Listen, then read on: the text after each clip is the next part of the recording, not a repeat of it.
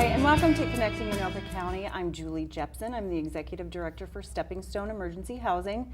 And today, Rebecca is joining me from the Anoka County Historical Society. So welcome. Thank you for coming. Absolutely. Yeah, and so there's a lot going on with the Anoka County Historical Society. And just tell me a little bit about a new project that I hear you're working on. Yeah. So the new project, we're calling it Preserving Their Voice, Finding Their Voice. It's a new project for the veterans, the more recent veterans, about the last 30 years. Okay. So we've decided that there is nothing in our collection for this group at all. We've done oral history projects for World War I, for the Vietnam vets, World War II, but we haven't done anything for these more recent vets. So it's time. Yeah, so so in the last 30 years, what sort of topics are you looking for? What sort of warfare, what sort of experiences are you hoping to draw from these veterans? Yeah, we're going to start with the Gulf War and move our way forward. And there was a lot of conflicts that aren't necessarily war that had a specific beginning and end date either. Kosovo, Bosnia, Afghanistan, these are all still ongoing conflicts to a large degree. So starting with the Gulf War, you know, a lot of these guys are starting to retire. So we need to start working on these oral histories now while the stories are still fresh. There's a lot of experiences, even within the 30-year time frame from its beginning to our current day, about changes in technology, changes in communication, the ways family are dealing with the Yellow Ribbon program that started midway through. So a lot of these things are themes that we'd like to explore. Yeah. So have you found, like you mentioned, there's a lot of information, a lot of stories from World War I, World War II, Vietnam, even Korea. Do you feel like the individuals who served in the last 30 years have a harder time telling their story since it's more unknown, or they just need to be asked? I think they really just need to be asked, honestly. I don't think there's the stigma that the Vietnam guys felt. There's a much more supportive community structure now, a lot to do with the Beyond the Yellow Ribbon program, a lot to do with the way the community celebrates veterans now. So I don't think that they feel as neglected as such as the Vietnam folks did. But I really think that because it's a more recent time frame, because we lived it, doesn't mean that it's history. Yeah, right. And I think that's part of what we need to do, is start changing that idea as well. So in celebration or in recognition of getting these stories, what are you as a historical society doing? We're going to kick it off on the end of January. We've got an event that we're going to be using just to kick it off and get the word out. So we were talking with General John Trost. He's an Anoka County resident. He's recently retired from the Minnesota National Guard. So he's going to be lending some perspective to us from a citizen soldier perspective.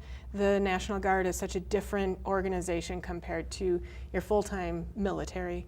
So I think there's a different version of story that we need to capture from the Minnesota National Guard and the reserves in comparison to the average active duty military personnel as well.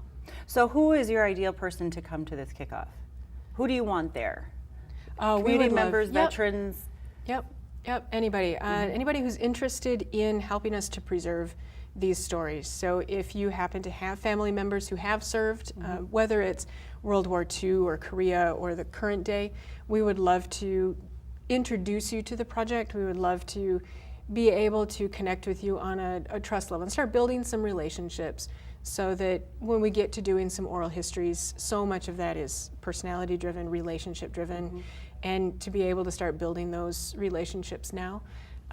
Interested people who want to learn more and want to be supportive but have never been able to be a part of the military in the past, this would be a great way, even if you're interested in helping out doing the oral histories. We would happily provide some training in order to actually help us out with the project in that capacity as well. Yeah.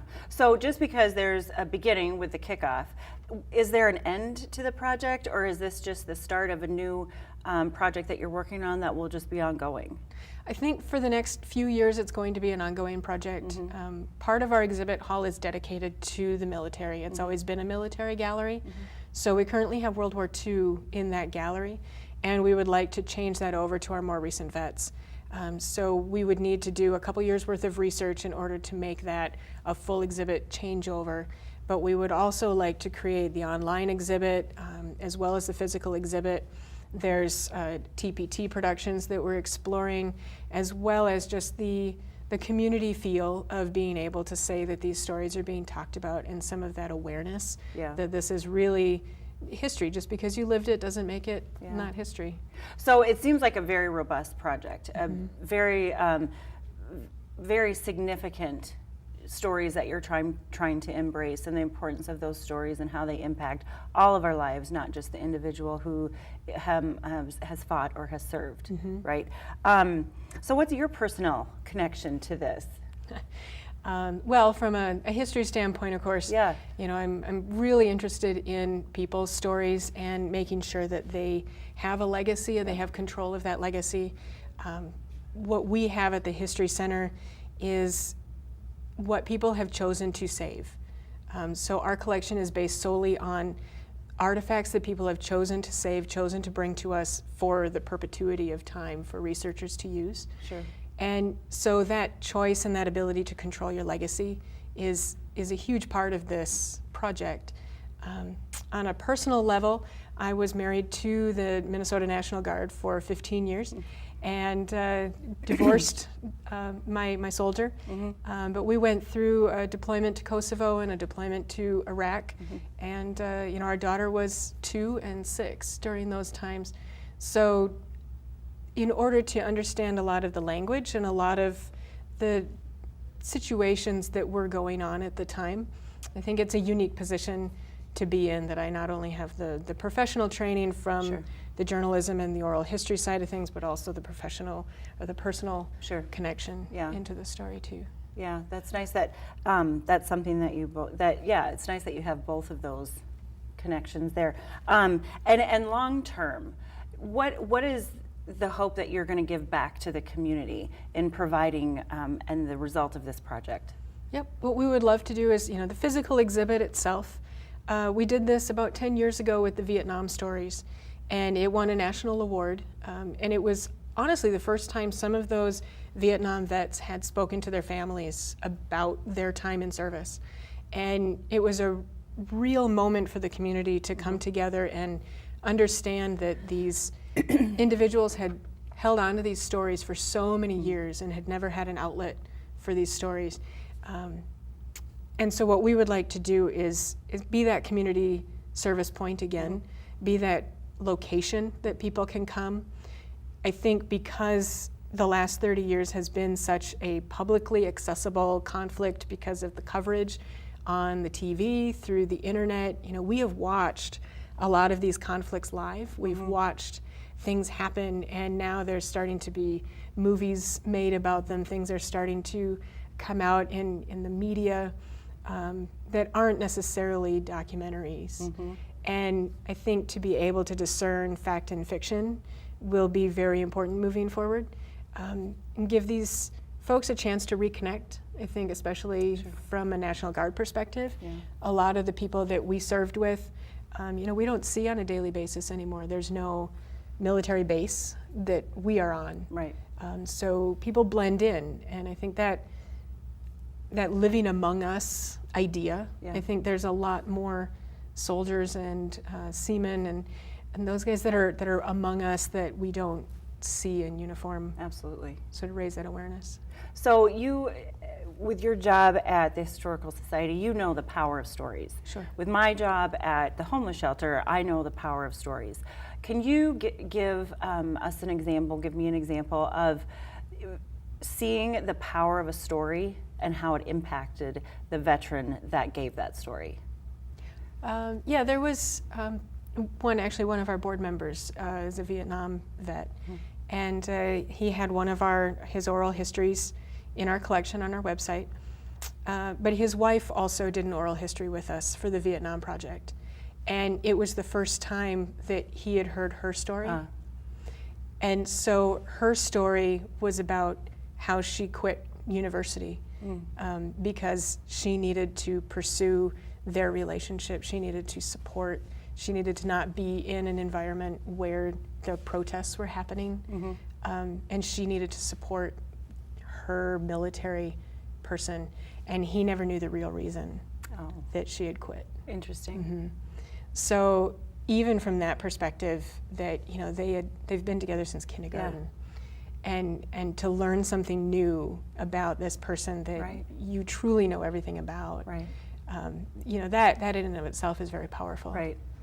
Very powerful. Yeah. Now, a little bit ago, you mentioned a physical location where people can go. Tell us a little bit about where you're located and what people can expect when they go to the Historical Society. Sure. Yeah, we're on 3rd Avenue in Anoka, right across from the Government Center. Very easy to find. It's the old library, if you happen to know Anoka, the 1965 brick library. So when you walk in the door, you're greeted by a lobby exhibit, which changes every few months. And when you step in, we have the research library, which contains a whole lot of information. A lot of yearbooks. People love to come in and look through yearbooks, especially the students love to come in and find their parents or their grandparents and poke fun at the hairstyles. But Sarah and Audra at the front desk, they're our research team, and so they'd be willing to answer questions, especially if you have homes that you want to do research on, things like that, family histories. But then the next step would be the gallery, and right now we've got the World War II exhibit that's in one portion of the gallery, and then the opposite end is our suburbia exhibit, and in the middle, tying the two together, is a National Register property, currently the Tickner House, but we're going to be switching that over to the Klein Sanitarium. And then John Arfstrom, who's an artist that lived in Anoka for the last 10 years of his life.